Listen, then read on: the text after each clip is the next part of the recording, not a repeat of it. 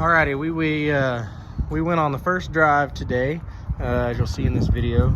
But I'm gonna go over the truck here just a little bit. It's a 1975 Loadstar, and it is not sitting on a typical 1-ton frame like you see a lot of these. This is sitting on the front half of the frame is the original double frame. The truck came as a dump truck back in '75, so it's a double frame. And then from here back is from a 2000 Freightliner, and it's got a 390 rear with full air brakes. It's a full-blown semi. The front axle is not the Loadstar axle. This one is from a 1988 International dump truck, which is also air brake, all semi stuff. I'm gonna actually use it as a working truck. I'm gonna put a low boy behind it and pull my equipment with. So it's gonna be completely, whenever it's done, it's gonna be a working truck and pull heavy shit. Anyways, yeah, here it is. It's only probably 25% done. I got the motor in here. It's quite large because this is a DT 466, but everything works. Got an alternator. The engine was not originally a power steering engine, so it now has a power steering pump for the power steering front axle. It is on air. The front of the truck is, let's see here if you can see, there's the airbag. It's a Kenworth front air suspension airbag. There's the shock, the driver's side leveling valve. The passenger side has one too. It also has dumps, which are in the cab. So there's my air brake valves, and then the two valves underneath are for the front and rear dumps. There's the two sticks. Obviously there's a front transmission sticking through the floor. I have quite a doghouse and floor panel to build, but that'll come eventually. All the gauges work.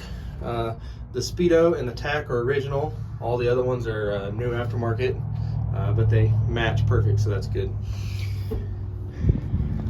Then got a 50-gallon International fuel tank, which is pretty cool. There's the secondary tranche.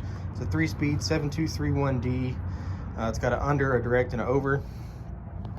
Don't mind the drive shaft. I ordered 2 brand new drive shafts. The back one was correct. I ordered the wrong yoke here, and I wanted to drive it, so I just cut it off and tack welded the old one on there so I could drive it around. And up until about 40 mile an hour works great. So I'll eventually get that fixed. Battery box, it'll get a cover over it eventually. And then, yeah, there's the front drop down, full fenders. It's 3/16 thick fenders, 42-inch diameter. Here's the rear. So it'll have a receiver, a gooseneck, and then the 5th wheel is sitting right over there. It has deck plates. Here's my mounts for my deck plates, threaded inserts. So you just put it on there and then bolt it down.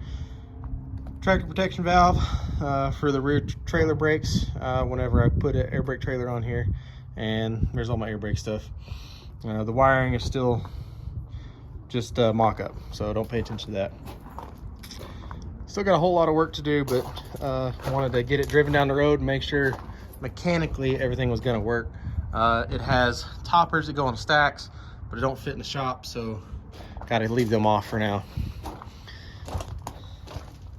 But yeah, so you're gonna see a little bit of a drive with me. It's not much, and yeah, we'll go from there.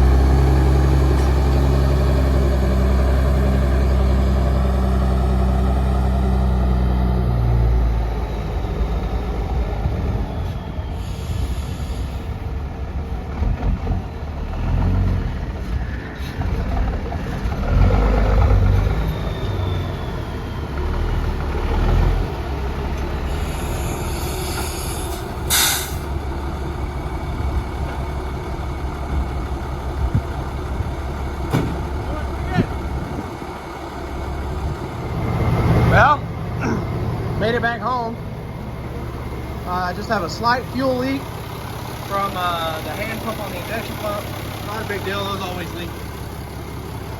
But we made it. The drive went really well. If I had shocks on the rear, it would have been a much better ride. And if I wasn't sitting on an ice chest, it would have been a much better ride. But, you know, this is what I'm working with. It was nice to be able to see the motor move around. I guess they're supposed to have a little bit of play. I don't know, I never look at a motor while I was driving, so who knows. And the cab's only bolted down on the back, not the front tube. So that could be part of the problem. The cab's probably moving around a bunch. But nothing broke, made it back. And yeah, now we got some work to do.